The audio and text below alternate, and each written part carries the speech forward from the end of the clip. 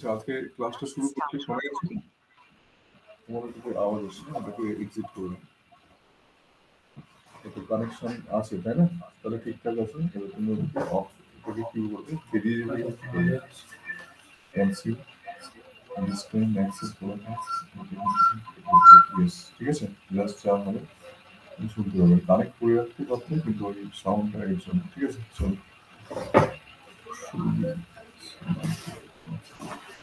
আচ্ছা, শোনা যাচ্ছে তো? হ্যালো,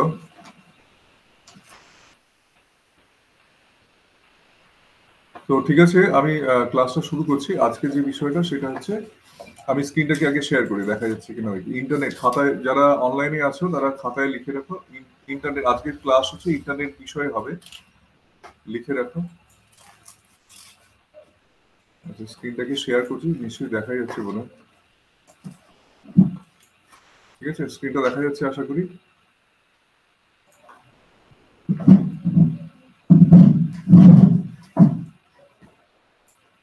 তো আজকে ইন্টারনেটের বিষয়ে বলা হবে। তো লেখো, হেডিং দাও ইন্টারনেট, খাতায় লেখো হেডিং। সবটা লিখতে হবে না, আমি বুঝিয়ে দেবো পরে, এটা আমি গ্রুপে দিয়ে দেবো, লিখে নেবে। আর আমার অডিও ভিডিও থাকবে, সেটা দেখে নিলে অনেকটা বুঝতে হবে। তো ইন্টারনেট বলতে কি বোঝায়?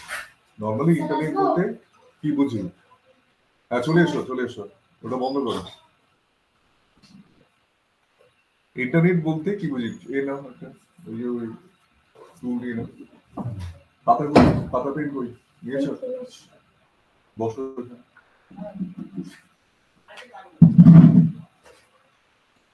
তো হেডিং দিয়েছো ইন্টারনেট। তো ইন্টারনেট আমরা বলতে কি বুঝি?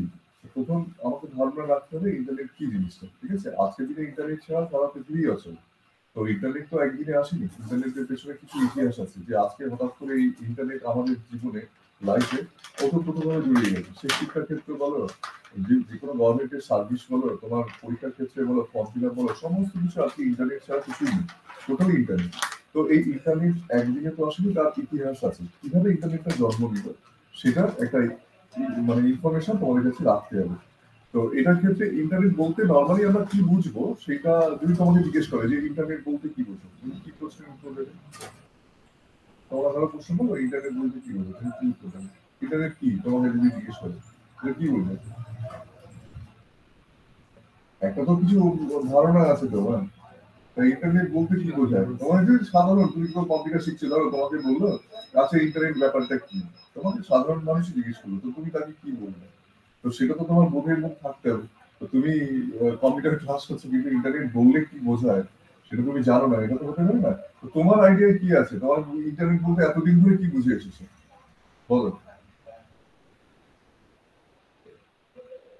System sir. সিস্টেম তো সবকিছু, কিন্তু ইন্টারনেট কি? সিস্টেম তো তুমি নিজেও একটা সিস্টেম, ওটা নিয়ে কথা না। কিন্তু ইন্টারনেট পার্টিকুলারলি কি সিস্টেম? দেখো, অ্যাকচুয়ালি আগে কি হতো, আমরা চিঠিপত্র আদান প্রদান, একদম সিম্পল ভাবে বলতো। তো চিঠিপত্র আদান প্রদান মানে আমি তথ্যের আদান প্রদান করতাম, তাই না? তো আস্তে আস্তে আস্তে আস্তে সেটা ডেভেলপ করে, পরবর্তীকালে কি হয়, আমি চিঠিটা পাঠাচ্ছি কিসের সাহায্যে? মেলের সাহায্যে, ইমেলের সাহায্যে। সেখানে কয়েক মিনিটের মধ্যে কিন্তু আমার মেলটা কয়েক সেকেন্ডের মধ্যে চলে যাচ্ছে। কিন্তু আগে ছিল তথ্যগুলো রানার নিয়ে যেত, অনেকদিন আগে রানার চলেছে, সেই গল্প শুনেছি। তার মানে একটা তথ্য, ইনফরমেশন আরেকটা জায়গায় নিয়ে যেতে হতো তখন। কিন্তু এখন আমরা কি করি, এখন সমস্ত কিছু আমরা ইন্টারনেট, যদি আমার মোবাইল ফোনে আমার ইন্টারনেট কানেকশন থাকে আর কি, তাহলে আমি এই মুহূর্তে এখান থেকে আমি পৃথিবীর যে কোনো প্রান্তে কোনো মেইল পাঠিয়ে দিতে পারি, কোনো ভিডিও পাঠিয়ে দিতে পারি, কোনো ইনফরমেশন পাঠিয়ে দিতে পারি। আজকে তুমি বলো, পেপার বিক্রি হতো বাসাতে, পেপার বিক্রি হয় আর হয় না, এখন আর হয় না, খুব কমে গেছে। হার্ড কপিটা আর নেই, কেন? কারণ হচ্ছে আমি মোবাইল ফোনেই তো সেই পত্রিকাটা পেয়ে যাচ্ছি। কিন্তু প্রিন্ট আউট তো হয়েছিল ভোরবেলা, কিন্তু এক্ষুনি যে খবর হলো সেই খবরগুলো তো আমি পাবো না। তো তাহলে কি হচ্ছে, সবাই কিন্তু এখন ইন্টারনেটের মধ্যে চলে আসছে। তো তার কারণ কি, সবসময় সে কারেন্ট এক্ষুনি যা হচ্ছে সমস্ত কিছু সে দেখতে পাচ্ছে। টিভি চ্যানেল গুলো দেখছে, এখন টিভি চ্যানেল অতটা মানুষ দেখে না, কারণ সব ইউটিউবে ইনফরমেশন গুলো আরো বেশি পারফেক্ট, আরো বেশি, 4-5টা থেকে তুমি ইনফরমেশন নিয়ে নিতে পারবে কুইক। এবং তুমি আরো 5 জনের কথা শুনো, তুমি তো একটা মানুষের কথা শুনছো, আরো তোমার হাতেই অ্যাভেলেবেল, সেটা ঘরে বসেই তুমি পাচ্ছ। কি কারণে? যদি তোমার ডেটা রিচার্জ করা থাকে, যদি তোমার ইন্টারনেট কানেকশন থাকে, হ্যাঁ কিনা? তাই তো? তাহলে ইন্টারনেট আজকে কোথায় গেছে তুমি বুঝতে পারছো তো? সমস্ত ক্ষেত্রে আজকে তুমি ধরো কোথাও ফর্ম ফিল আপ করবে, সরকারি ফর্ম ফিল আপ বলো থেকে শুরু করে বিভিন্ন কলেজ কাছারি যা কিছু আছে, সবই ফর্ম ফিল আপ করতে গেলে ইন্টারনেট, তারপর অনলাইনে তোমাকে ফর্মটা ফিল আপ করতে হচ্ছে। তার মানে টোটালি ডেটাবেস, তথ্য, ইনফরমেশন, তো সেই সমস্তগুলো কিন্তু আজকে আমি ইন্টারনেটের মারফতে, ওয়েবসাইটের মারফতে কাউকে প্রেরণ করছি, বা আমার ওয়েবসাইটে কেউ আমাকে দিচ্ছে। এই তো টোটাল বিষয়। তো এই জন্য আমরা যে যুগে বাস করছি সেটাকে বলা হয় ইনফরমেশন টেকনোলজির যুগ। ইনফরমেশন টেকনোলজির যুগ, আইটি যুগ। কি বলা হয়?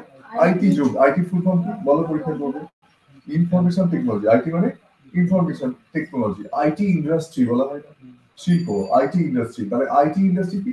আইটি ইন্ডাস্ট্রি এই যে সফটওয়্যার তৈরি হচ্ছে, সফটওয়্যার মেকিং হচ্ছে, তো এই সমস্তগুলোই কিন্তু আইটি ইন্ডাস্ট্রির মধ্যে অন্তর্ভুক্ত। ঠিক আছে, আমি ক্লাসে আছি প্রদীপদা। হ্যাঁ, তো সেটা তোমাকে বুঝতে হচ্ছে যে আইটি ইনফরমেশন টেকনোলজি কি। তো ইনফরমেশন টেকনোলজি গতি পেয়েছে এই ইন্টারনেট আসার পরে। আগেও আইটি ইন্ডাস্ট্রি ছিল, তখন সবই কি হতো অফলাইন, মানে কম্পিউটার বলতে অফলাইন, তখন অনলাইনে কোনো কিছু পাঠানো যেত না। তো সেইটা আস্তে আস্তে কিভাবে এলো, হ্যাঁ, ডেভেলপ হলো। ইন্টারনেট তো খুব বেশি দিনের হয়নি। ইন্টারনেট তো এসেছে, তোমার আবিষ্কার হয়েছে 1990 সালে আবিষ্কার হয়েছে। তো তখন যিনি বার্নসলি, যিনি আবিষ্কার করেছিলেন, তিনিও জানতেন না যে পৃথিবীকে পরিবর্তন করে দিতে পারে এই ইন্টারনেট।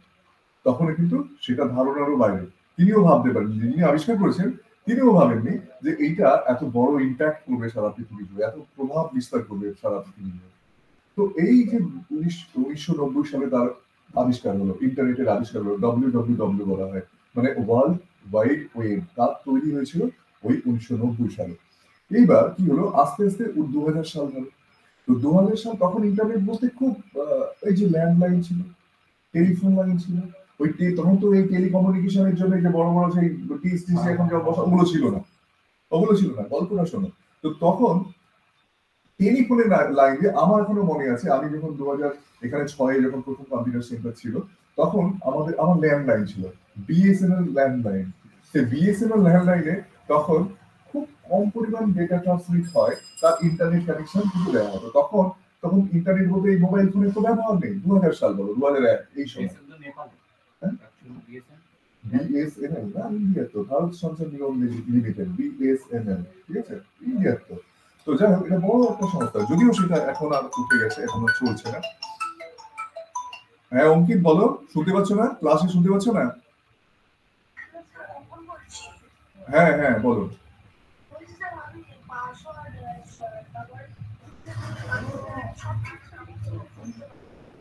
আচ্ছা, তুমি একটা কাজ করো, তুমি একবার পাসওয়ার্ড ঠিক দিচ্ছ কিনা একবার দেখো, আর ইন্টারনেট কানেকশন তোমার ঠিক আছে কিনা দেখো। অফ করে দিয়ে আরেকবার অন করো, ঠিক আছে? লগ আউট করে লগ অন করে একবার ঢুকে দেখো। আমি ক্লাসে আছি, ঠিক আছে? অসুবিধা হলে অন্যদিনই এসে ঠিক করবে।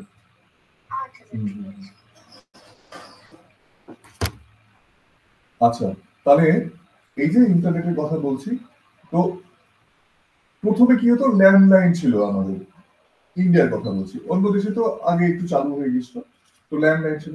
তো তারপরে কি এলো, তারপরে আরো বছর 5-6 পরে, তো সেখানে আমরা মোবাইল ফোন ইউজ করতে শুরু করলাম।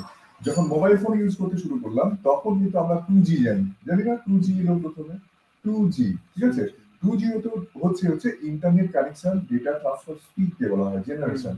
প্রথম 2G জেনারেশন, হ্যাঁ, প্রথম, সেকেন্ড জেনারেশন প্রথম আসে ইন্টারনেটে। আগে ল্যান্ডলাইনে ছিল, তারপর 2G এলো, ওইটা মোবাইল ফোনে দেওয়া হতো, ডেটা মোবাইল ফোনে দেওয়া হতো।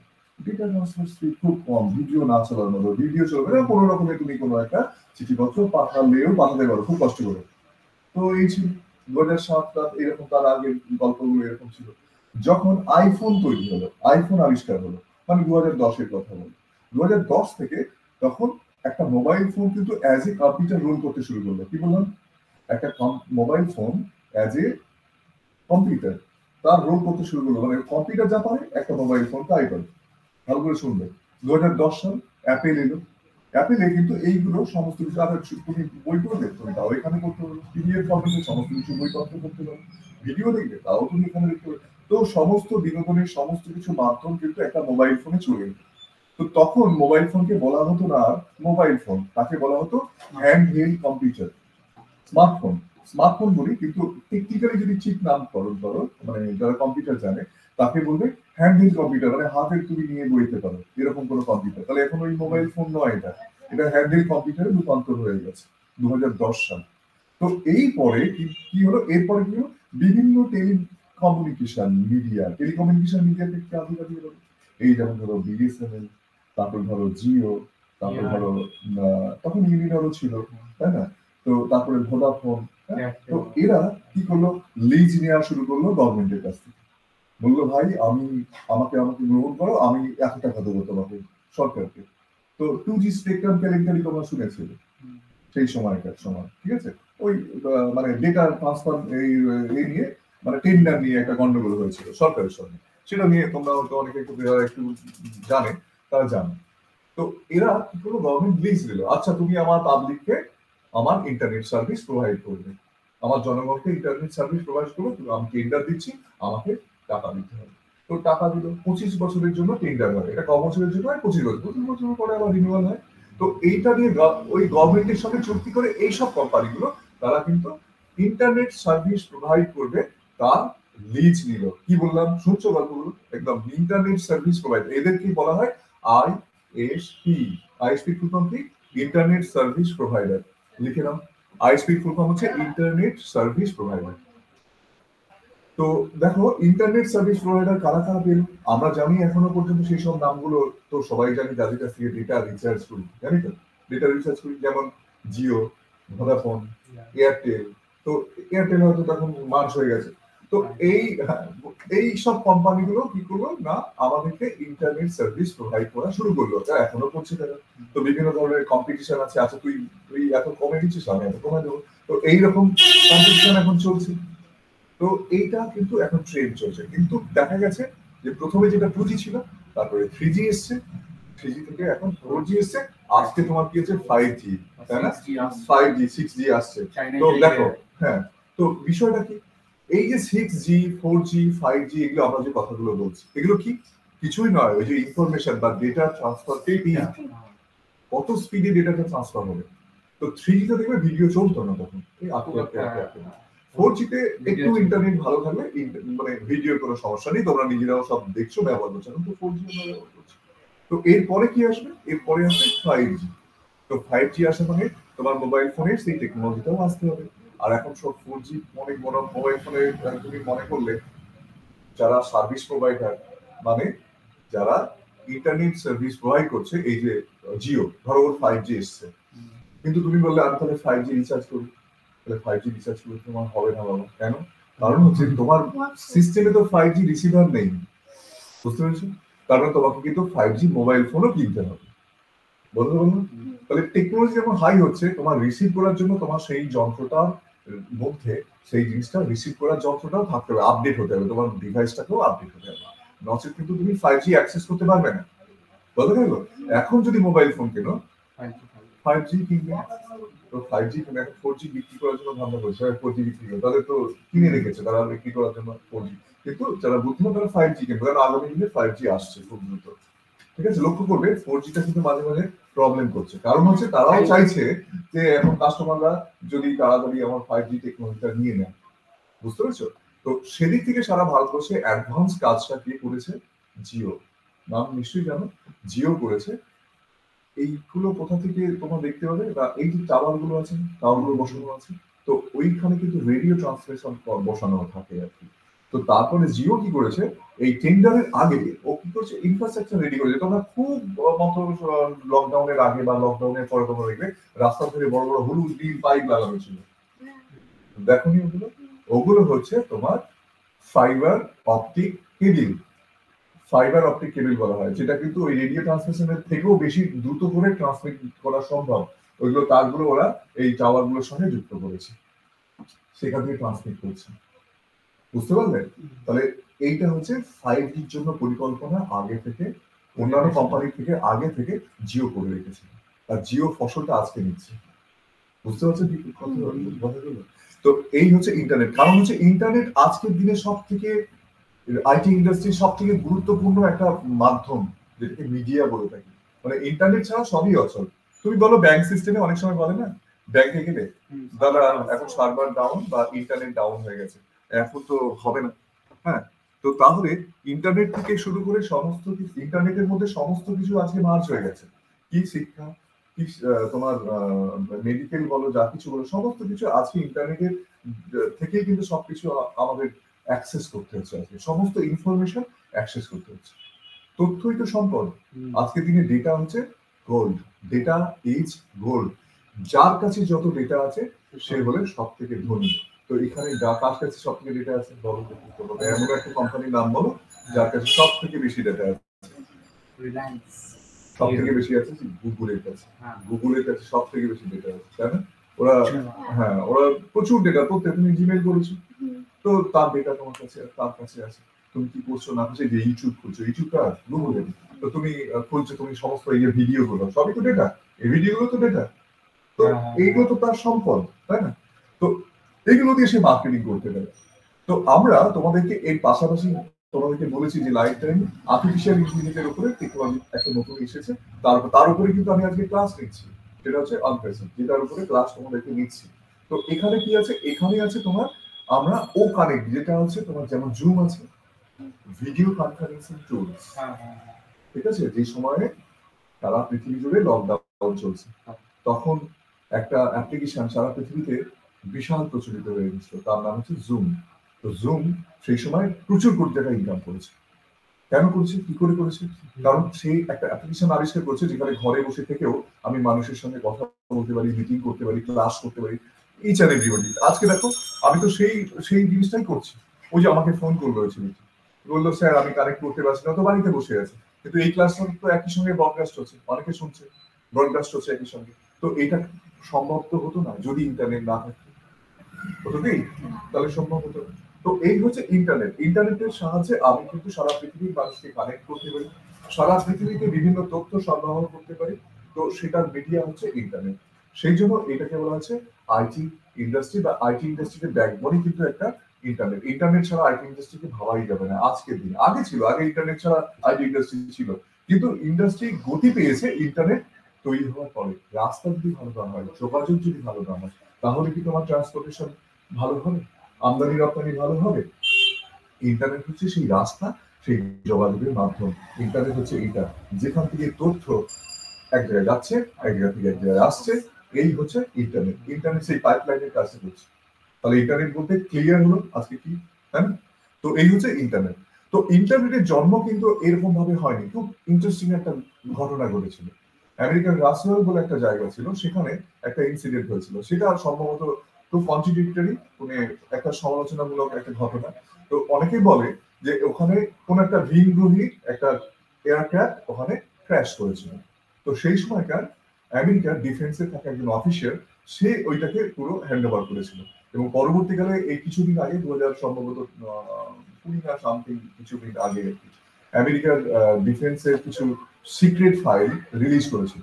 তো সেখানে এই তথ্যগুলো পাওয়া যায় নাকি, সেখানে জাস্ট এটা শুনে রাখো, নাকি সেখানে এমন একটা তার পাওয়া গিয়েছিল, কিরকম বিচিত্র দেখো, সেই তারটার মধ্যে কিন্তু কোন রকম যে ধাতব কিছু ছিল না। তো ওই যে রাস্তার ধারে টেবিলের কথা বললো, তো ওটা কিন্তু ধাতব কোনো টেবিল না, ফাইবার। ফাইবার বলছিল, ওটার মধ্যে লাইট ট্রান্সমিট হয়। তো সেটাই তখন উনি ওটা দেখেছিলেন, কিন্তু ওই এর মতো, কিন্তু কি উনি বুঝতে পারেননি। তো ওইটা নিয়ে গবেষণা হয় পরবর্তীকালে, ওখান থেকে এটা সিক্রেট ব্যাপার, আমি তো তোমাদের বলতে পারবো, কিন্তু এই ঘটনাগুলো বলছি এই কারণে, কারণ ওখান থেকে মানুষের আইডিয়াটা আসে যে হয়তো এরা ডেটা ট্রান্সমিট করতো এটার সাহায্যে, লাইটের সাহায্যে, ওই ভিনগড়িরা হয়তো ওইটা দিয়ে ডেটা ট্রান্সমিট করতো। তো এইটা মানে কাঁচের মতো তার, হ্যাঁ কি তাহলে এটা, ঠিক আছে? ওটা ওটা ঘটনাটা হচ্ছে 1964 সালে, ওই সামথিং ওই সময়টা। তো ওটা গবেষণা করার পরে তারা ভাবলো যে এটাতে নিশ্চয়ই তারা ডাটা ট্রান্সমিট করতো। তো তারপরে পরবর্তীকালে ফাইবার অপটিক কেবলের আবিষ্কার হয়। ক্লিয়ার? যেটা তুমি আজকে জিও রাস্তার ধারে তুমি দেখেছো কিছুদিন আগে, এখন কথা হয়ে গেছে, এখন তুমি 5G পাচ্ছ। কত সালে? 23 বা এই যে তোমার এই সালে তুমি পেয়ে যাচ্ছ। বুঝতে পারছো? তাহলে একটা ঘটনা ঘটে, সেটা আস্তে আস্তে আস্তে আস্তে ইম্প্যাক্ট করতে মানুষের জীবনে অনেকটা সময় লাগে। ইন্টারনেট তো আবিষ্কার হয়েছিল 1990, কিন্তু আজকে কতদিন পরে সেইটা আমাদের জীবনে একেবারে জামা কাপড়ের মধ্যে জড়িয়ে গেছে, যে আমরা ছাড়তে পারি না। সমস্ত বিষয়ের মধ্যে যেন ইন্টারনেট, পড়াশোনা করবে এখন ইন্টারনেটে ইউটিউবে দেখে না, অনেক বিষয়ের মধ্যে অনেকগুলো মাস্টার তুমি ইনস্ট্যান্টলি পেয়ে যাবে, যাবে না? তাহলে এই হচ্ছে ইন্টারনেট। তো ওই যে ঘটনাটা ঘটেছিল তারপরে অরফানেটের কথাটা শোনো। অরফানেট মানে আমেরিকান একটা এজেন্সি, যারা অরফানেট ওই যুদ্ধক্ষেত্রে কিন্তু প্রথমে লাগানো হয়েছিল এই সিস্টেমটাকে। ইন্টারনেটের যে আমরা ইন্টারনেট যেটাকে আজকে চিনি, সেটা 1945 তার পরবর্তীকালে যুদ্ধ হচ্ছে, তখন দ্বিতীয় বিশ্বযুদ্ধ চলছে। তো বিভিন্ন রাষ্ট্রনায়ক তারা চাইছে কি যে কিভাবে অন্য দেশকে বেকায়দায় ফেলা যায়, সেটাই তো স্ট্র্যাটেজি না, যুদ্ধের স্ট্র্যাটেজিটাই। তো তার জন্য সায়েন্সকে তারা ব্যবহার করেছে, বিজ্ঞানকে তারা ব্যবহার করেছে। তো এইখানে যুদ্ধের কিন্তু একটা ভালো দিকও আছে। কোনো যুদ্ধ করলে তার মধ্যে থেকে মানুষের কল্যাণের জন্য কিছু তৈরি হয়ে যায়। তো এটাও কিন্তু সেই রকমই একটা জিনিস, যে অর্থায়নটা তৈরি হয়েছিল কিন্তু যুদ্ধের জন্য, তার আগে। তো যুদ্ধের জন্য কি একটা ব্যাটল ফিল্ড মানে যুদ্ধক্ষেত্রে তার ইনফরমেশন অনেক দূরবর্তী কোনো একটা কমান্ডের কাছে তার ইনফরমেশন প্রেরণ করা থ্রু তার, তখন তার ছিল, তারের সাহায্যে যেত।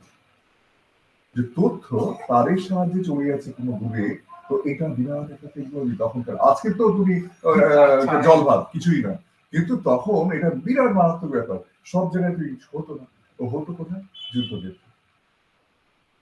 তো এই ছিল অরফানেট 1969। এইটা ইউএস ডিপার্টমেন্ট কিন্তু এটা অরফানেট নাম দেয়, ঠিক আছে?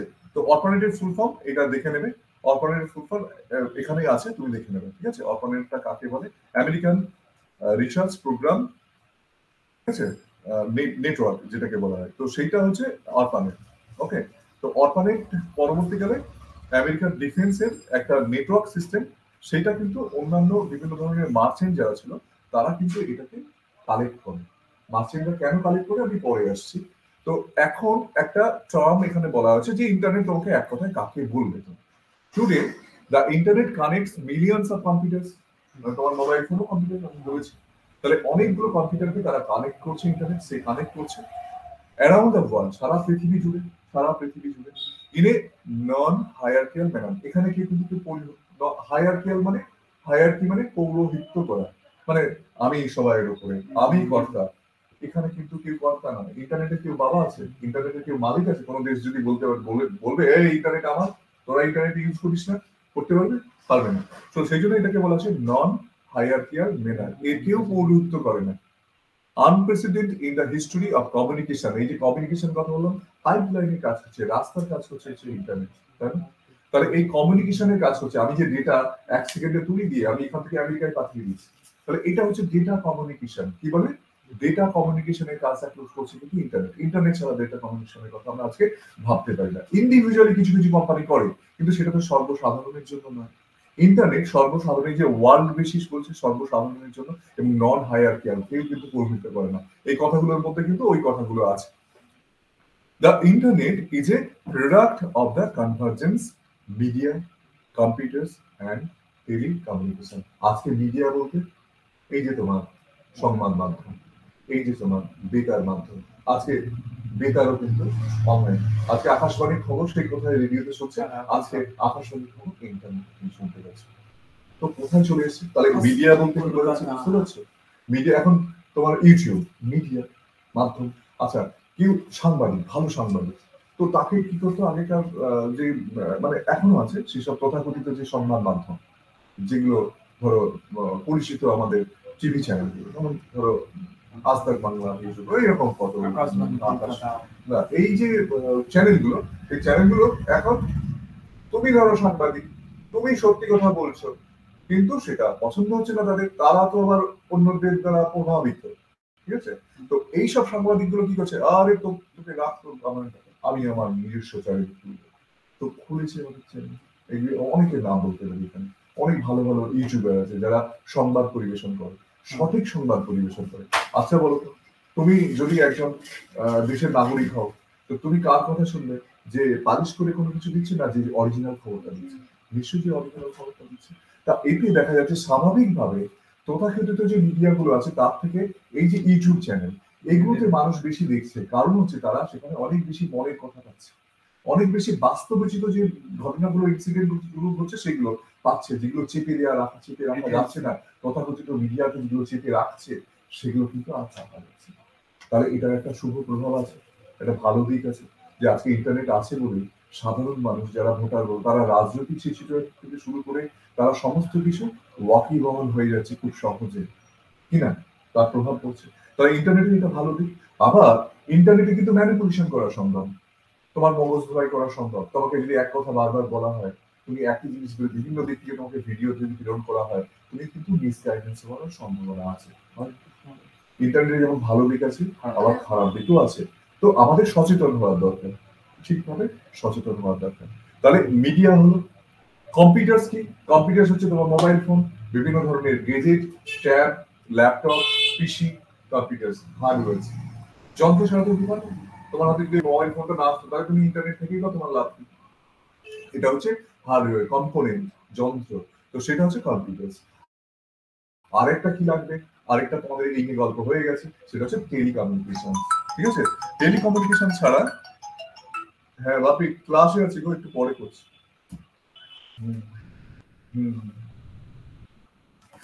তো টেলিকমিউনিকেশন, তাহলে টেলিকমিউনিকেশনের মধ্যে কারা কারা আছে? যারা ইন্টারনেট সার্ভিস প্রোভাইড করে। কারা? আমরা জানি বিএসএনএল তো চলে গেছে, এখন আর অত দাম নেই, বেঁচে খেয়ে নিয়েছে গভর্নমেন্টের জিনিস তো বেচা হয়ে গেছে। আর এছাড়া যে সব প্রাইভেট কোম্পানি গুলো আছে তার মধ্যে আমরা সবাই জানি জিও আছে, ভোডাফোন আছে, এয়ারটেল আছে। হ্যাঁ ভিআই হয়ে গেছে, যাই হোক ওগুলো মার্চ হয়ে কোম্পানির নাম চেঞ্জ হয়েছে। তো টেলিকমিউনিকেশনে কিন্তু এরা ইন্টারনেট সার্ভিস প্রোভাইড করছে কাদের? আমাদের।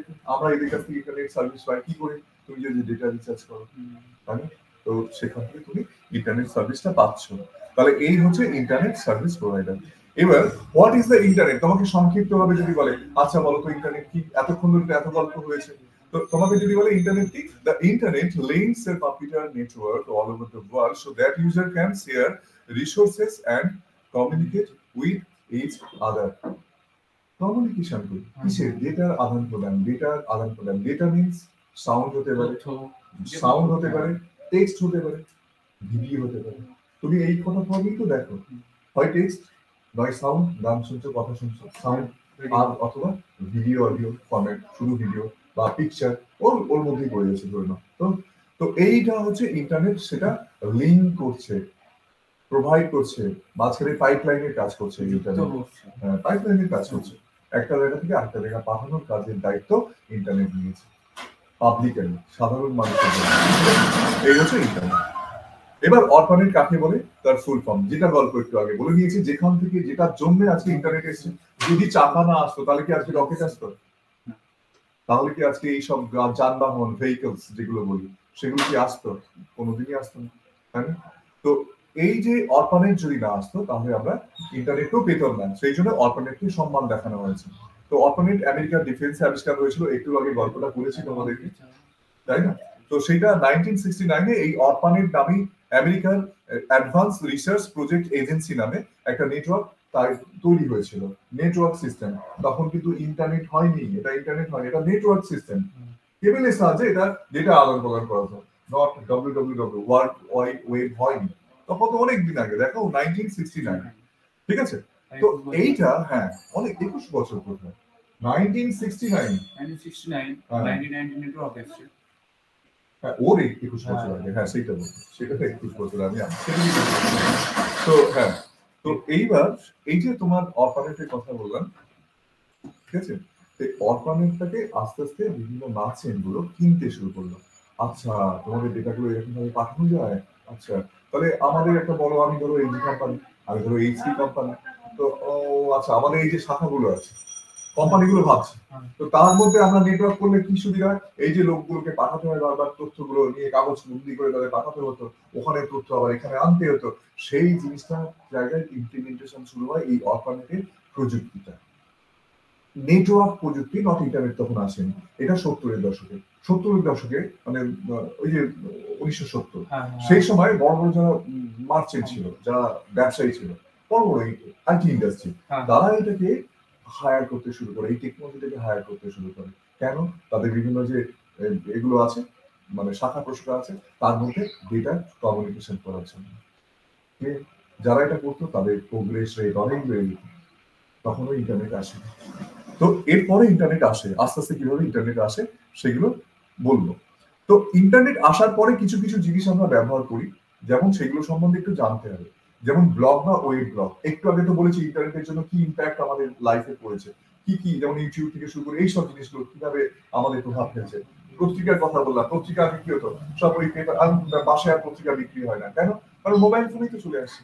পত্রিকা সেই ভোরবেলা প্রিন্টেড হবে, তারপর তো আর পরিবর্তন হবে না। কিন্তু এই অনলাইন যে পত্রিকাগুলো আছে, ওয়েব পেজে যেগুলো আমরা দেখতে পাই, সেগুলো এক্ষুনি ওখান থেকে চেঞ্জ করলো, আনন্দবাজার পত্রিকা ওখানে চেঞ্জ করে দিল, সঙ্গে সঙ্গে তোমার মোবাইল ফোনেও চেঞ্জ হয়ে গেল, নতুন কারেন্ট খবর এক্ষুনি যে ঘটনা ঘটেছে সেটা তুমি দেখতে পাচ্ছ, তার বিস্তারিত ইনফরমেশন তুমি দেখতে পাচ্ছ। তুমি কেন পেপার পড়বে, তাই না? তো পুরনো কিছু মানুষ আছে এখনো সেই বসে আছে, ঠিক আছে, এখনো বসে আছে, কিন্তু সেটা আর বেশি দিন বোধহয় থাকবে না, চলে যাবে। তো যাই হোক, সেরকম একটা ব্লগ বা ওয়েব ব্লগটা কাকে বলে? ইন্টারনেট যখন আমরা ব্যবহার করছি, এখন ইন্টারনেটের যুগ, ইন্টারনেট তো সব সব মানুষ আমরা ব্যবহার করছি, প্রত্যেকেই আমরা ব্যবহার করছি, তুমি ওই ব্যবহার করছো। তো এটা সাধারণ মানুষের সহজলভ্য হয়ে গেছে এবং দৈনন্দিন জীবনে এটা একেবারে ওতপ্রোতভাবে জড়িয়ে গেছে। হ্যাঁ, একে অগ্রাহ্য করার কারোর উপায় নেই আর। তুমি বলো, একদিন তুমি না খেয়ে হয়তো থাকতে পারবে, কিন্তু যেটা না নিয়ে বলে থাকতে পারবে না, এরকম অবস্থা হয়েছে। রিচার্জ তোমাকে করতেই হবে, মাথার মধ্যে ঢুকে গেছে। আচ্ছা, তো ব্লগটা কি?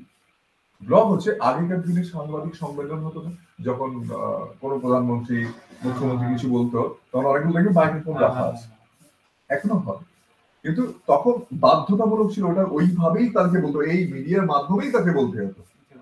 এখন এখন টুইটার আছে, ব্লগ আছে, সেখানে আমি কোনো বিষয় নিয়ে একটা মন্তব্য করে দিলাম, ইনস্টাগ্রাম আছে, আমি একটা মন্তব্য করে দিলাম, তাহলে সেই মন্তব্যটা করা মানে আমি কিন্তু ওয়েব পাবলিশে করে দেওয়া মানে কিন্তু আমার সাংবাদিক সম্মেলন করতে হবে না আমাকে।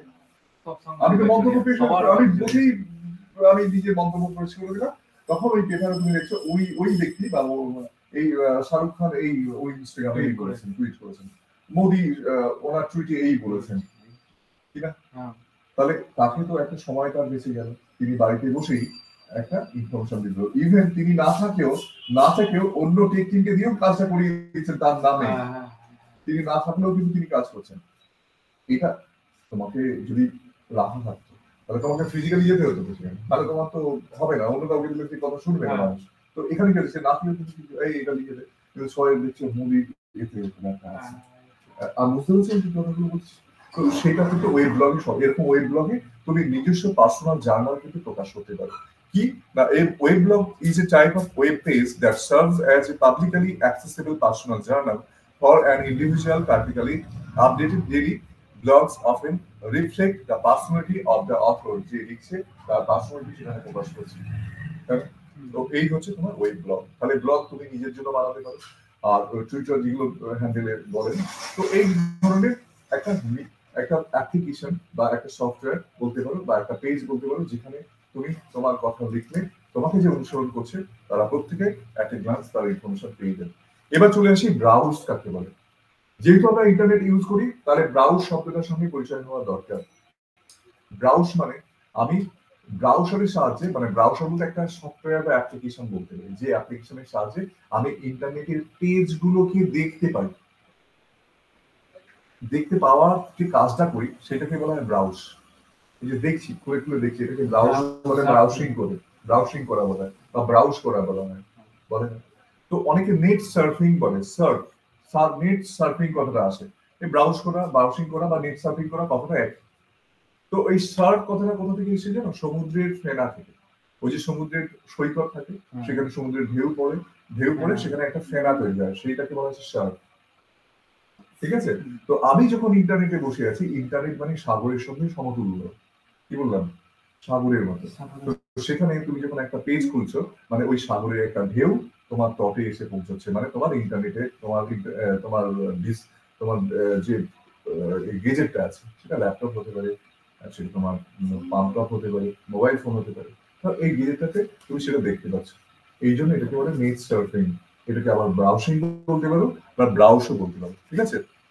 তো সেটাই এখানে লেখা আছে, তোমরা এগুলো লিখে নেবে। তাহলে ব্রাউজ বা ব্রাউজিং বা নেট সার্ফিং কথাটা এক। এটা কাকে বলে? তুমি যখন কোনো কিছু খুলে খুলে দেখছো ইন্টারনেট কানেক্ট করে, তো এটাকে ব্রাউজিং বলে, নেট সার্ফিং বলে, ব্রাউজ বলা হয়। ঠিক আছে? তো ব্রাউজ সার্চ কাকে বলে? ব্রাউজ সার্চ যে এই ইন্টারনেটের পেজগুলো তোমাকে খুলে দিতে সাহায্য করে। ঠিক আছে? যে অ্যাপ্লিকেশনের সাহায্যে তুমি এই ইন্টারনেটের ফাইলগুলো, ওয়েব পেজগুলো খুলতে পারো। সিম্পল, একদম সহজভাবে বোঝো। তাকে বলবে ব্রাউজার্স। তাকে কি বলবে? ব্রাউজার্স। তো এই ব্রাউজার গুলো যেমন ব্রাউজার্স আর সফটওয়্যার, অবশ্যই সেগুলো সফটওয়্যার প্রোগ্রাম ব্রাউজার কি সফটওয়্যার একটা প্রোগ্রাম বা অ্যাপ্লিকেশন বলতে পারো that enables you to view www document. তুমি ওয়েব পেজটাকে www document, world wide web document মানে ইন্টারনেটের পেজ, সেটা তুমি খুলে দেখতে পাবে। যে কোনো ওয়েবসাইটের পেজ তুমি খুলে দেখতে পাবে যে অ্যাপ্লিকেশনের সাহায্যে, সফটওয়্যার অ্যাপ্লিকেশনের সাহায্যে বা সফটওয়্যার প্রোগ্রামের সাহায্যে। তো তাকে বলবে ব্রাউজার। যেমন তোমার মোবাইল ফোনে কি আছে, গুগল ব্রাউজার আছে, ক্রোম, গুগল ক্রোম, ওইটা গুগলের browser, Google Chrome. Internet explorer, এটা মাইক্রোসফটের, এই যে ই দেখতে পাচ্ছ এটা মাইক্রোসফটের ইন্টারনেট এক্সপ্লোরার বলা হয়। এরকম হাজারো আছে, ঠিক আছে, ব্রেভ ব্রাউজার আছে, এরকম অনেক। তো এটা অপেরা আছে, অপেরা মিনি তোমাদের মোবাইল ফোনে থাকে, দেখবে অপেরা মিনি, এটা তুমি ওই প্লে স্টোর থেকে ডাউনলোড করতে পারো চাই। আচ্ছা, এটা গুগল ফায়ারফক্স। তো এরকম ডিফারেন্ট টাইপ অফ প্রচুর ধরনের তোমার ব্রাউজার্স আছে। নিচে লেখা আছে দেখো, যদি তোমাকে জিজ্ঞেস করে আচ্ছা কয়েকটা ব্রাউজারের নাম বলো, ব্রাউজার কি, নিশ্চয়ই এতক্ষণ ধরে ক্লিয়ার হলো। ব্রাউজার কি, ইন্টারনেট এক্সপ্লোরার, মজিলা ফায়ারফক্স, এগুলো সাফারি, নেটস্ক্যাপ, আমি যেগুলো গুগল ক্রোম। তো এইগুলো হচ্ছে তোমার সব ইন্টারনেট ব্রাউজার, যেগুলো ওয়েব পেজ খুলতে সাহায্য করে। সিম্পল, ঠিক আছে। তাই এই হচ্ছে ব্রাউজার। ব্রাউজারগুলোর নাম বললে তোমাকে বলতে হবে। তো এখানে দেখো একটা ছবি দেওয়া আছে, যদি কোনো একটা আমি পেজ খুলতে চাই, এটা ইন্টারনেট এক্সপ্লোরারে খুলছে, দেখো এই বাঁদিকে দেখো ই এর একটা সাইন আছে, আচ্ছা। তো এইটা দেখে বুঝবো যে এটা কি ধরনের ব্রাউজার। খুললে সেখানে তোমার এখানে অ্যাড্রেস বারটা চাইবে, যেখানে তুমি কিন্তু ইন্টারনেট যে অ্যাড্রেস, যেটাকে ইউআরএল বলা হয়, ইউনিভার্সাল রিসোর্স লোকেটরটা তোমাকে এখানে লিখতে হবে, যেটাকে ওয়েবসাইট বলে থাকি, সেইটা আমাকে এখানে পাঞ্চ করতে হবে, করে এন্টার দিতে হবে। দিলেই তুমি নিচের দিকে দেখবে পেজ খুলে গেছে।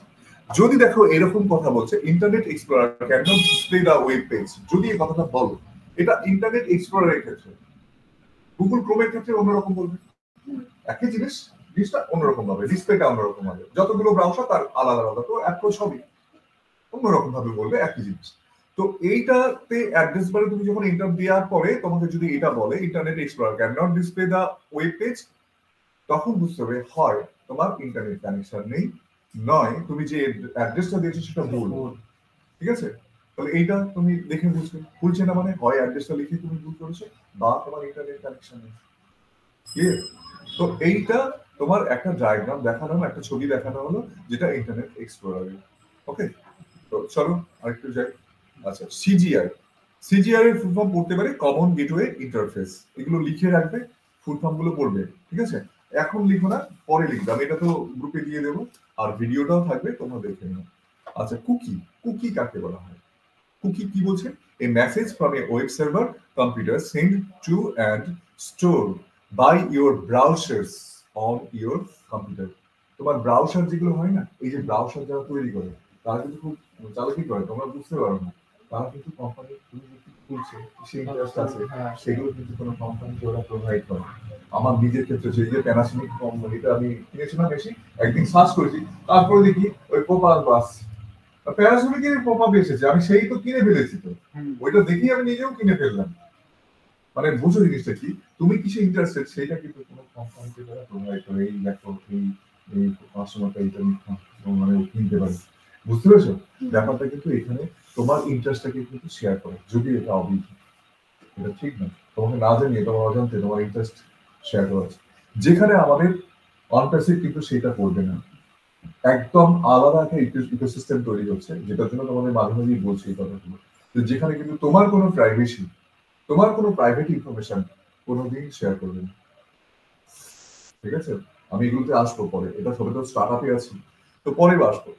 তো এই কুকিগুলো কি করে? কুকিগুলো হচ্ছে মেসেজ, তোমারকে একটা অ্যাড দেওয়া হবে, তুমি ব্রাউজার খুলে ওই ব্রাউজারে কিন্তু ওই অ্যাডটা চলে আসবে না। তো আসলে তুমি কি ইন্টারেস্টেড হবে, ওটা কিনে ফেলবে। তো এটাও একটা জিনিস, এই কুকিগুলোকে কিন্তু বন্ধ করতে পারো তুমি যদি চাও। এই কুকিগুলো যেগুলো অ্যানোয়িং করে, তোমাকে বিরক্ত করে, সেগুলোকে কিন্তু তুমি চাইলে বন্ধ করে দিতে পারো, ঠিক আছে। তার একটা প্রসেস আছে, ব্রাউজারে গিয়ে ওখানে সেটিংসে গিয়ে তুমি সেটাকে বন্ধ করতে পারো, যেটা বিরক্ত করছে। ওকে, এবার domain, top level domain, Ltd. Domain কাকে বলে? ডোমেইন হচ্ছে আধিপত্য, ডোমেইনের বাংলা হচ্ছে আধিপত্য, আধিপত্য, ঠিক আছে। এই যে ইন্টারনেট সাইট, ওয়েবসাইট গুলো তৈরি হয়েছে, দেখবে প্রত্যেকটার ক্ষেত্রে লাস্টের দিকে .com, .org, .edu এগুলো থাকে। তো এইগুলোকে বলা হচ্ছে ডোমেইন। তুমি ধরো একটা ওয়েবসাইট তৈরি করবে, কি ওয়েবসাইট করবে, তুমি দোকানের জন্য একটা ওয়েবসাইট করবে, তাহলে কি হবে, তোমাকে অবশ্যই ডট কম দিয়ে কমার্শিয়াল .com দিয়ে খুলতে হবে। যেমন আমাদের পিএল একাডেমি ধরো, ঠিক আছে, তাহলে আমাদের ওয়েবসাইট হচ্ছে www.placademy.org, অর্গানাইজেশন, নন প্রফিটেবল একটা অর্গানাইজেশন, ঠিক আছে। তো এইরকম ওয়েবসাইট আছে। এছাড়া আরো আছে দেখো .net, .edu, মানে .gov, গভর্নমেন্টের কোনো সাইট, যেমন conversy.gov, মানে গভর্নমেন্টের সাইট। এটা যদি দেখো তাহলে এটা কি বুঝবে, এটা একটা সরকারি সাইট, গভর্নমেন্টের সাইট, ঠিক আছে। তো এইগুলোকে বলা হচ্ছে ডোমেইন। এগুলোকে কি বলবে, এগুলোকে বলবে ডোমেইন।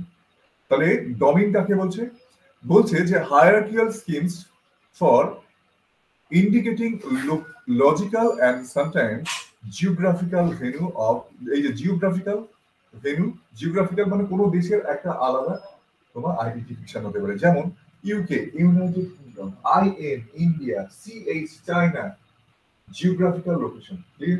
তো সেটা দেখেও তুমি বুঝতে পারবে, অ্যাড্রেস থেকেও বুঝতে পারবে। তাহলে এখানে জিওগ্রাফিক্যাল লোকেশন ডোমেইন বলতে কি বুঝতে পারছো, তো ওয়েবসাইটটা দেখেই তুমি বুঝতে পারবে এটা। ওকে, তো যেমন এই যে ইউএস দেয়া আছে কমন ডোমেইন, আর মানে সাধারণত যে সকল ডোমেইন গুলো আমরা ইউজ করি .edu, যেমন ক্যালকাটা ইউনিভার্সিটি .edu, মানে এডুকেশনাল, মানে শিক্ষা সংক্রান্ত কোনো ওয়েবসাইট, তাহলে ওই ডোমেইনের মধ্যে এটা পড়ছে, ঠিক আছে। .net, নেটওয়ার্ক রিলেটেড কোনো, .com, commercial related, .org, non profitable research organisations যদি হয়, তাহলে সেগুলোর ক্ষেত্রে এই ডোমেইনের মধ্যে আমরা করবো।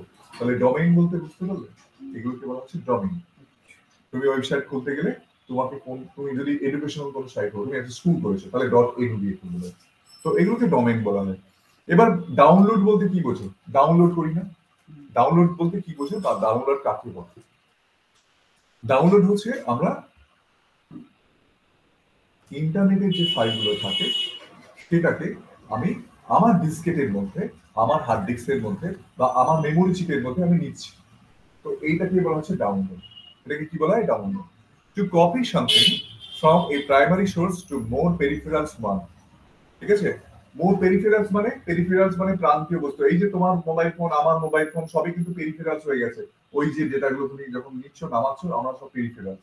আমরা ইমিডিয়েটলি যদি কোনো তথ্য বা কোনো ভিডিও ডাউনলোড করতে হয়, সেটা আমি ওই ইন্টারনেট থেকে আমি ডাউনলোড করে নিতে পারি। তাহলে ওইটা ডাউনলোড হচ্ছে কোথায়, ওটা কপি চলে আসছে। আশা ভোসলে বা এই ধরনের যারা বড় বড় শিল্পী যখন বাংলাদেশ, তখন গান করতো, গান করার পরে রেকর্ড বেরোত, লাইন দিয়ে কিনতে হতো, লাইন দিয়ে শেষ হয়ে যেত।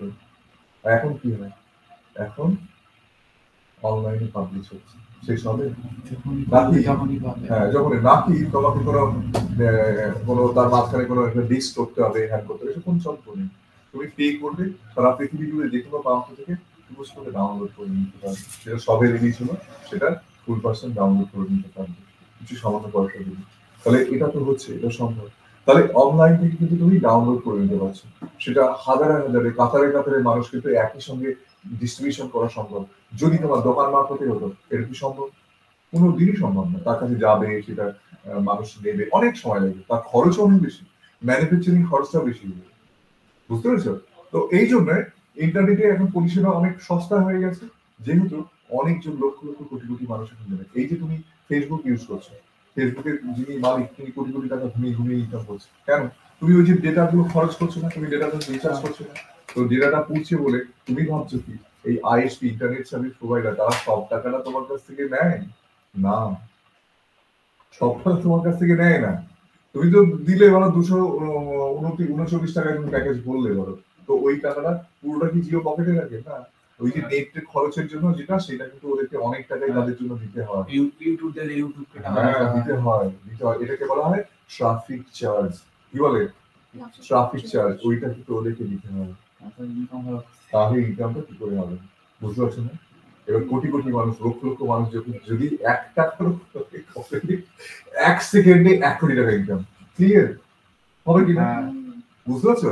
তো এই জন্য এটা বলা হয় পাওয়ার অফ ইন্টারনেট। ইন্টারনেট আজকে দুনিয়াটা কোথায় গেছে বুঝতে পারছো? তো এটা বোঝার জিনিস আছে, ঠিক আছে। তাহলে ডাউনলোড বলতে কাকে বোঝায় বললাম, এফটিপি। এফটিপি হচ্ছে ফাইল ট্রান্সফার প্রোটোকল। প্রোটোকল নিয়ম, রুলস বা বিধি। এই যে ফাইলগুলো আসে, তুমি যে ডাউনলোড কথাটা বললাম, সেটা কিভাবে আসে? একটা পাউরুটি দেখেছো তো, কাটা কাটা কাটা কাটা পিস কাটা থাকে পাউরুটি পিস, তো ওইগুলো ডেটা যদি মনে করো, তাহলে কি হয়, তুমি যখন ডাউনলোড করছো পুরোটা আসে না, ওই প্রতিটা অংশ কাটা কাটা অংশগুলো একটা একটা করে আসে, আসার পরে তোমার যখন সাকসেসফুল বলে পুরো ডেটাটা চলে আসে। এটাকে বলে প্যাকেট ডেটা সিস্টেম, মানে অটোকল প্যাকেট করে প্যাকেট করে প্যাকেট করে আসে, আস্তে আস্তে পুরোটা শেষ হয়ে যায়, তখন ওইখান থেকে সিগন্যাল আসে যে পুরোটা চলে গেছে, এখানে সিগন্যালটা আমি পুরোটা পেয়েছি, রিসিভ অল রিসিভ, তো তখন তোমার যে সাকসেসফুল। তো ফাইল ট্রান্সফার প্রোটোকল এই ধরনের কাজগুলো করে। এফটিপি ফাইল ট্রান্সফার পরীক্ষা করবে কিন্তু ফুল ফর্ম গুলো। এইবার চলে আসি ইন্টারনেট প্রোটোকল বা এই আইপি অ্যাড্রেস, ঠিক আছে? ইন্টারনেট প্রোটোকল নাম্বার বা আইপি অ্যাড্রেস, এটা খুবই ইম্পর্টেন্ট, খুবই গুরুত্বপূর্ণ। আইপি নাম্বার বা আইপি অ্যাড্রেসটা কি? Internet protocol number or Internet protocol address, a unique number consisting of 4 parts separated by dots. Example, 165.113.245.2, ঠিক আছে? তো এখানে ধরে নাও আমাকে বলছে যে 4টে করে থাকে, এখানে তুমি দেখতে পাচ্ছ 3টে করে, তাহলে সামনে শূন্য বসিয়ে নিতে হবে, ঠিক আছে? তাহলে 0.165.0.113.245.0002, ক্লিয়ার? তাহলে টোটাল ডিজিট কতগুলো হচ্ছে 16, 16টা। তাহলে 16টা ডিজিটের নাম্বার পরে তুমি যখন ইন্টারনেট কানেক্ট করো, সঙ্গে সঙ্গে সারা পৃথিবী জুড়ে তোমার একটা আইপি অ্যাড্রেস ওই মোবাইল নাম্বারটার জন্য অ্যালোকেট হয়ে যায়। This is the IP address. ছিল যখন এই যে আমি ইন্টারনেট কানেকশন করেছি, সঙ্গে সঙ্গে আমার এই ডিভাইসটার জন্য একটা নাম পড়ে, একটা ওই নাম্বার পড়ে গেছে, ক্লিয়ার করো।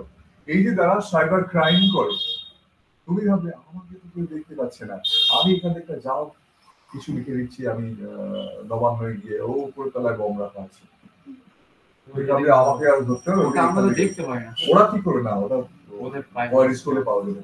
ওইটা তোমার এই আইপি অ্যাড্রেসটা সার্চ করবে, ওরা কে কোথা থেকে পাঠিয়েছে, ওই আইপি অ্যাড্রেস সার্চ করে তোমার কোন লোকেশন থেকে পাঠিয়েছো সমস্ত কিছু ট্র্যাক করতে হবে, তোমাকে ধরে দেবে। বুঝতে পেরেছো? তাহলে টেকনোলজিটা কোথায় গেছে বুঝতে পারছো? তাহলে এই হচ্ছে আইপি অ্যাড্রেস। তুমি যখনই তুমি ইন্টারনেট কানেক্ট করছো, সঙ্গে সঙ্গে তোমার একটা ইউনিক নাম্বার করছে, আবার আউট হয়ে যাও, আবার কানেক্ট করো, আবার ইউনিক নাম্বার করবে, আবার আউট হয়ে যাও, আবার কানেক্ট করো, আবার ইউনিক নাম্বার করবে। ক্লিয়ার? হ্যাঁ, ভালো পারবে। এবং তুমি যে লোকেশনে আছে সেই লোকেশনে আবার অন্য আইপি অ্যাড্রেস, অন্য আইপি অ্যাড্রেস, মানে তোমার যতবার কানেক্ট করবে ততবার চেঞ্জ হবে আইপি অ্যাড্রেস হবে, এবং সেটা সারা পৃথিবী জুড়ে ইউনিক। তোমার ইউনিক নাম্বার যে অ্যাড্রেসটা প্রথমে পেয়েছিলাম ওটা কখনোই না না না, ওইটা ওই সময়ের জন্য হয়েই থাকবে, হতেই থাকছে, হ্যাঁ হতেই থাকছে, তো ওইভাবেই তো পড়ে ইউনিক নাম্বারগুলো, ঠিক আছে? এইভাবেই পড়ে। তো এইটা ধরেই কিন্তু যারা ক্রাইম করে তাদেরকে সাইবার ক্রাইম, যে আমাদের আদালত বলো যাই কিছু বলো, এটা কিন্তু গুরুত্বপূর্ণ একটা, মানে 16 ডিজিটের নাম্বার, এটা খুবই গুরুত্বপূর্ণ, ঠিক আছে? তো এইটা কি বলবে আইপি অ্যাড্রেস। তাহলে আইপি অ্যাড্রেস কতগুলো ডিজিটের হয়? 16টা ডিজিটের। কিরকম থাকে? ডট দিয়ে 4টি সেপারেট করা থাকে, এই হচ্ছে আইপি অ্যাড্রেস, ঠিক আছে? তো এইবার দেখো আমরা যে ওই ওয়েবসাইট গুলো বানাই সেগুলো কিন্তু একটা নাম্বারে কনভার্ট হয়।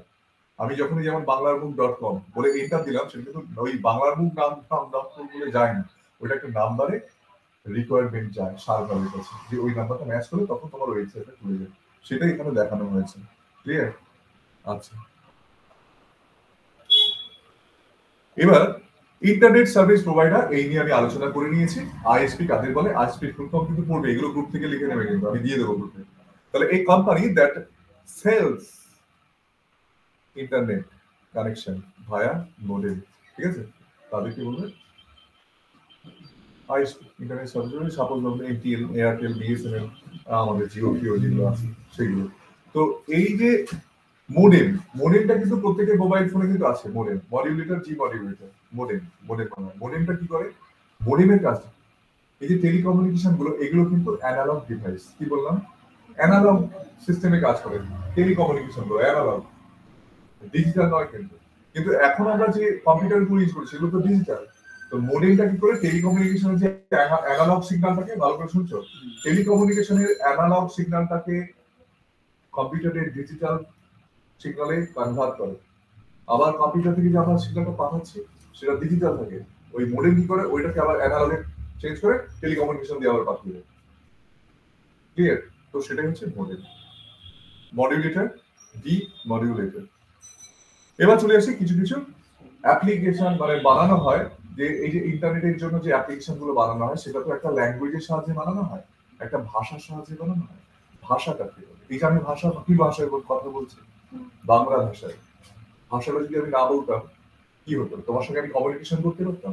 ভাষাও কিন্তু কমিউনিকেশনের কাজ করে। ক্লিয়ার? ভাষা কি করে? তোমার সঙ্গে আমার কমিউনিকেশন হচ্ছে। আমি যদি ভাষা বলতে না পারতাম তাহলে তোমার সঙ্গে কি আমি আমার মনের ভাবের আদান প্রদান করতে পারতাম, এই তথ্যের আদান প্রদান করতে পারতাম? কখনোই সম্ভব না। তাহলে ভাষাও কিন্তু ইন্টারনেটের মতোই, তুমি কাছে কান দিয়ে শুনছো, আমি বলছি কান দিয়ে শুনছো, এটা হচ্ছে একটা কমিউনিকেশন। কি বললাম? কমিউনিকেশন। তো এই যে সফটওয়্যার গুলো তৈরি হচ্ছে, যেমন ধরো কি বললাম, এই যে গুগল ক্রোম থেকে শুরু করে ইন্টারনেটের উপরে বিভিন্ন ধরনের অ্যাপ্লিকেশন তৈরি হচ্ছে না? তো এইগুলো একটা প্রোগ্রামিং ল্যাঙ্গুয়েজের সাহায্যে বানানো হয়, যেটা যন্ত্রের ভাষা বলা হয়। যন্ত্রের ভাষা, যে ভাষায় কথা বললে যন্ত্র বোঝে, যন্ত্রকে দিয়ে আমি কোনো একটা অ্যাপ্লিকেশন বানাতে পারি, তাকে কি বলে? Programming language. বাংলা করে যদি বলো, যন্ত্রের ভাষা, তাই তো? তাহলে জাভা কি? এক ধরনের প্রোগ্রামিং ল্যাঙ্গুয়েজ। বলছে এই network oriented programming language invented by Sun Microsystem, এটা তৈরি করেছে specially designed for writing programs that can be safely downloaded to your computer through the internet and immediately run without fear of viruses or other harm to our computer files. মানে আমাদের এই তৈরি করলে আমাদের ক্ষতিটা কম হবে, এরকম ভাবে বানানো হবে। ঠিক আছে? তো এই জাভা কিন্তু খুব বেশি এই যে ভাষাটা বেশি ইউজ করা হয় ইন্টারনেট ওরিয়েন্টেড কোনো ফাইল তৈরি করতে বা প্রোগ্রামিং কোনো ফাইল তৈরি করতে বেশি করে কাজে লাগানো হয়, সেটা হচ্ছে জাভা। ওকে, তো জাভা তাহলে কি বোঝা গেল? প্রোগ্রামিং, এই নেটওয়ার্ক ওরিয়েন্টেড প্রোগ্রামিং ল্যাঙ্গুয়েজ। কি বলবে? এই network oriented programming language Java. JavaScript এও কিন্তু ভাষা, ওই জাভা থেকে জাভাস্ক্রিপ্ট এসেছে, এটাও কিন্তু Java. HTML hypertext markup language, যেটার সাহায্যে কিন্তু প্রথম আমরা ইন্টারনেটের জন্য ওয়েব পেজ ডিজাইন করেছিলাম।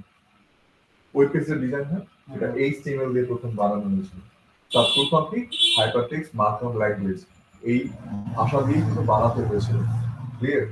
ওয়েব পেজ বানাতে হয়েছিল। এইটার নামটা কি হচ্ছে? HTML, hypertext markup language. এখন অনেক ভাষা বেরিয়েছে, অনেক উন্নত ভাষা বেরিয়েছে, অনেক উন্নত ভাষা বেরিয়েছে। ঠিক আছে? তো আস্তে আস্তে কিন্তু ডেভেলপ হচ্ছে, ভাষাগুলো অনেক ডেভেলপ হচ্ছে, কিন্তু প্রথমে কি ছিল সেগুলো তো জানার দরকার। তো সেগুলো এখানে ইনফরমেশন গুলো দেওয়া আছে। লিঙ্ক কাকে বলা হয়? লিঙ্ক, ইন্টারনেট মানে কিন্তু লিঙ্ক, তুমি যেখানে ক্লিক করছো সব লিঙ্ক। এই লিঙ্ক মানে হচ্ছে ইউআরএল। আমি বললাম যে একটা ওয়েবসাইটে তুমি এন্টার করছো মানে কি? ওটা একটা লিঙ্ক এন্ট্রি করছো, পরে এন্টার দিচ্ছ মানে ওটা লিঙ্ক। তাহলে লিঙ্ক হচ্ছে, লিঙ্কের ফুল ফর্ম কি? URL, universal resource locator. Universal resource, পৃথিবীর যে কোনো প্রান্তে থাকো না কেন ওইটা দিলেই কিন্তু তোমার সামনে ওই পেজটা খুলে যাবে, তাই না?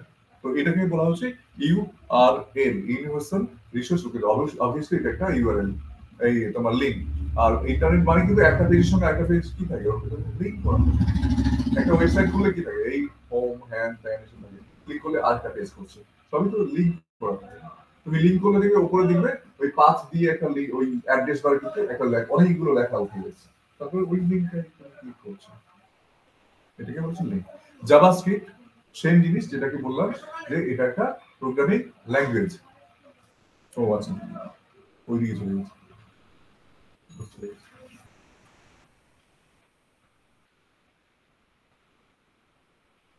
এবার চলে আসছি পিডিএফ। ঠিক আছে? PDF portable document format. PDF এর ফুল ফর্ম কি? Portable document format. পিডিএফটা কি? ইন্টারনেটে পাঠানোর জন্য আমরা যে তুমি একটা চিঠি করেছো, ফাইল করেছো, সেটা কি ওয়ার্ডে করছো? ওয়ার্ডে না পাঠিয়ে ওটাকে কনভার্ট করে দিতে হবে পিডিএফ। ইন্টারনেটে পাঠালে ওটা যদি মানে 100 কেবি হয়, 100 এমবি হয়, দেখা যাবে পিডিএফ করলে ওটা 1 এমবিতে চলে এসছে। তাহলে তুমি 100 কেবি পাঠাবে, 100 এমবি পাঠাবে না 1 এমবি পাঠাবে?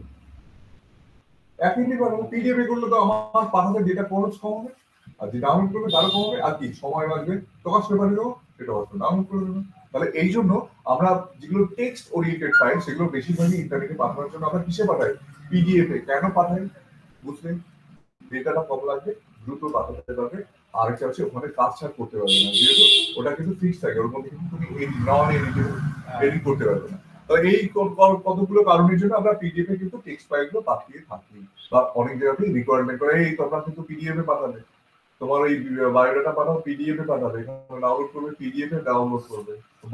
তোমার ব্যাংকে যা কিছু আছে ওই ফটো পেজ হিসেবে করো না, পিডিএফ এ করো, কারণ তার ডেটাটা কম লাগবে, ডেটার জায়গা রাখার জায়গা যদি কম থাকে। যদি সবাই মিলে হিউজ যদি তাহলে ডাটা পূর্ণ হয়ে যাবে, কিন্তু যদি পিডিএফ এ রাখে হয়ে যাবে।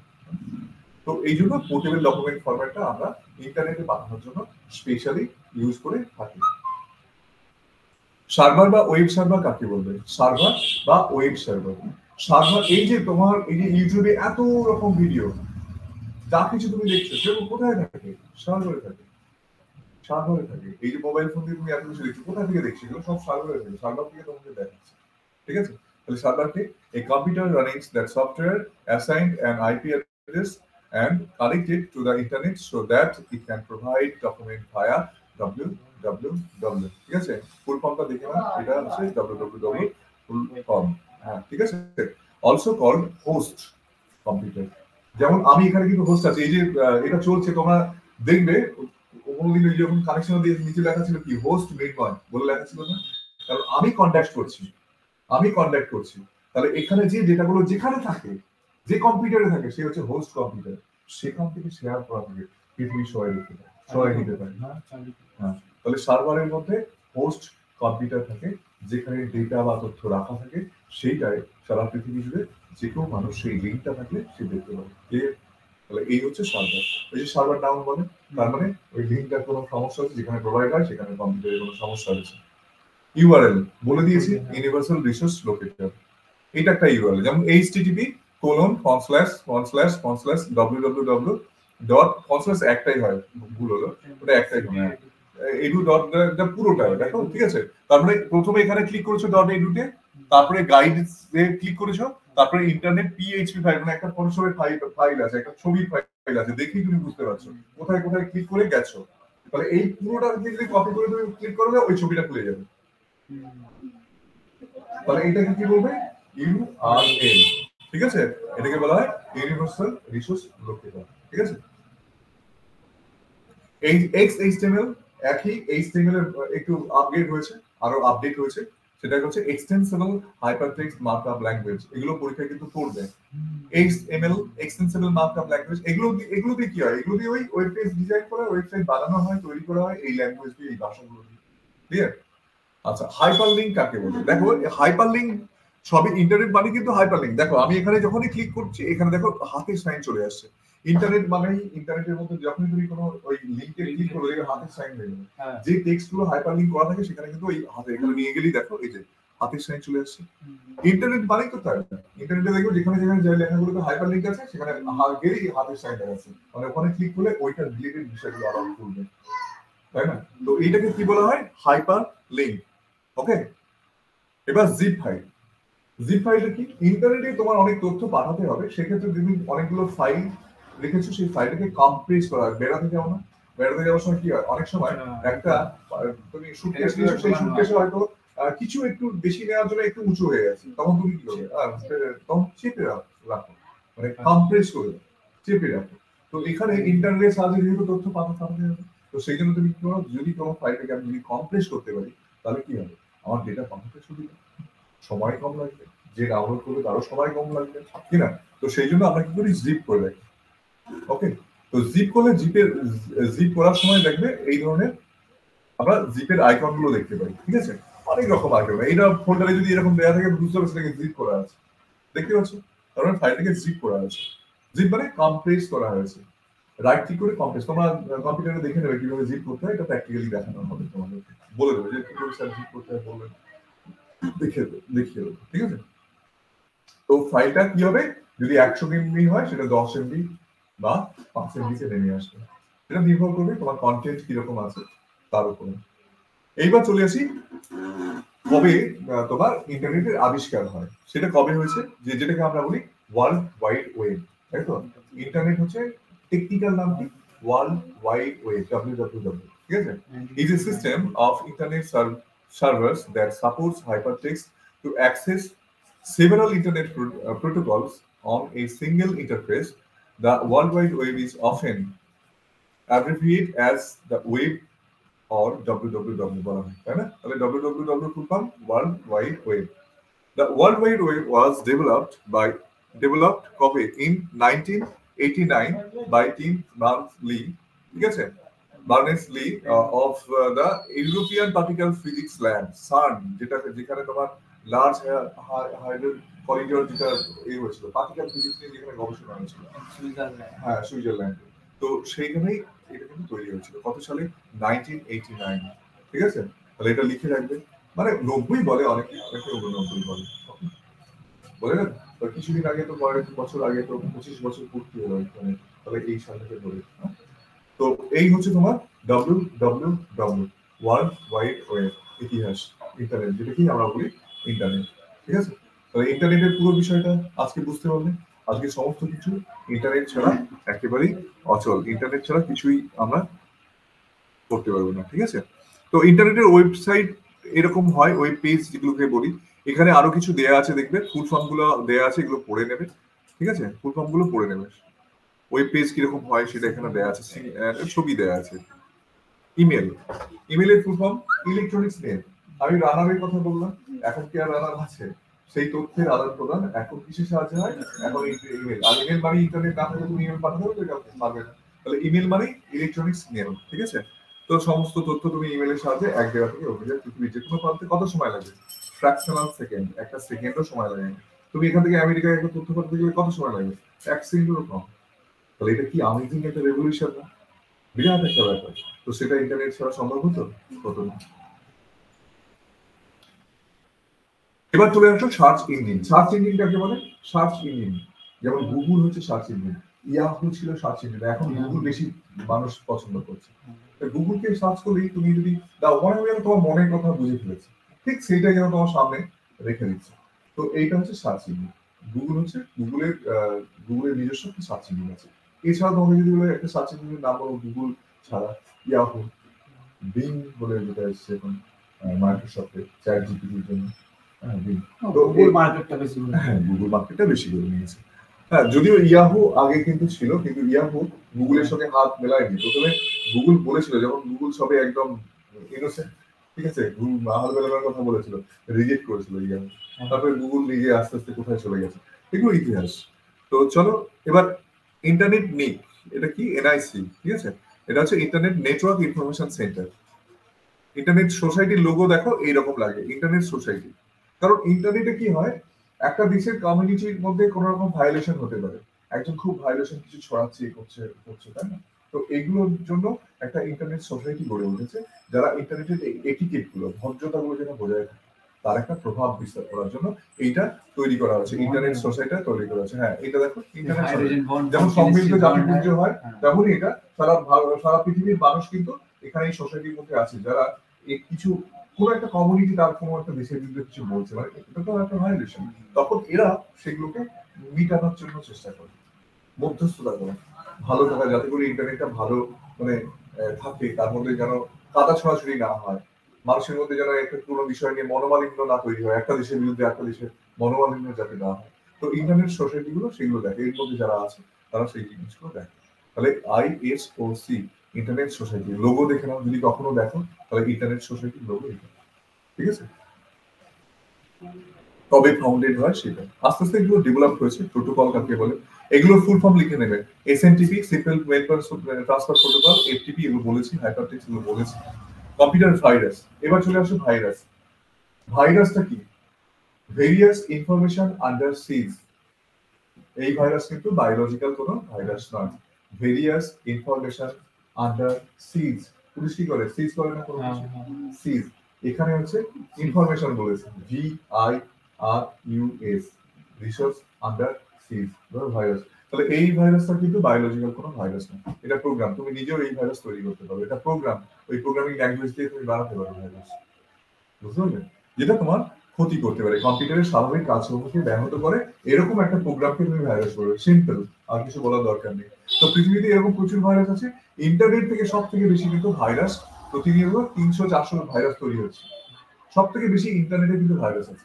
ইন্টারনেট কানেক্ট করা মানেই তোমার কম্পিউটারে কিন্তু আগে থেকে এনসিওর হতে হবে যে তোমার ওই কম্পিউটারে একটা অ্যান্টিভাইরাস আছে কিনা।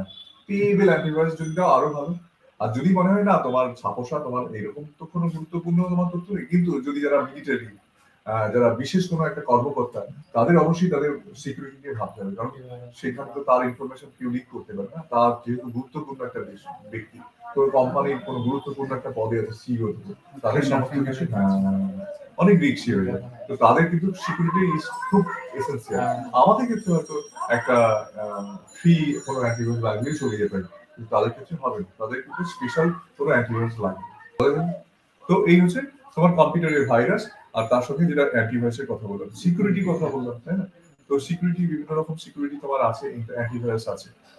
এগুলো ইন্টারনেট এক্সপ্লোরার, যেটা ব্রাউজারের কথা বলেছি, এটা ইন্টারনেট এক্সপ্লোরারের একটা ব্রাউজারের কথা বললাম। এই যে এরকম দেখতে লাগে, বলে থাকে এরকম Google Chrome, Mozilla Firefox, Opera mini, নামগুলো বলেছি, নেটস্ক্যাপ, এগুলো সবই কিন্তু তোমার এক একটা ব্রাউজার।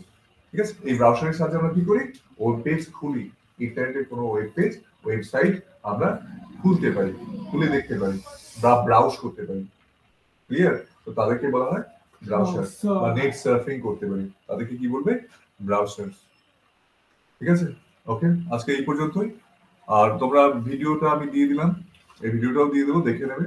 ওকে, আর যা আমি এটা দিয়ে দিচ্ছি, ওইটা পিডিএফ, এটাও কিন্তু একটা পিডিএফটা তোমরা দেখে লিখে নেবে। ওকে, তাহলে আজকে এই পর্যন্ত।